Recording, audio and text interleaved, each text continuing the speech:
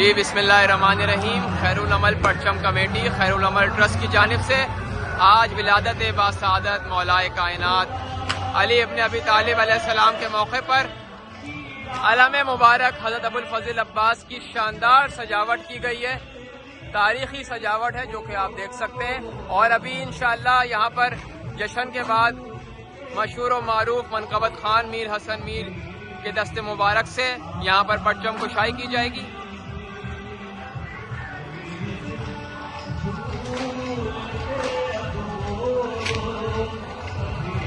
खैरुल अमल परचम कमेटी और खैरुल अमल ट्रस्ट की जानिब से शानदार सजावट की गई है।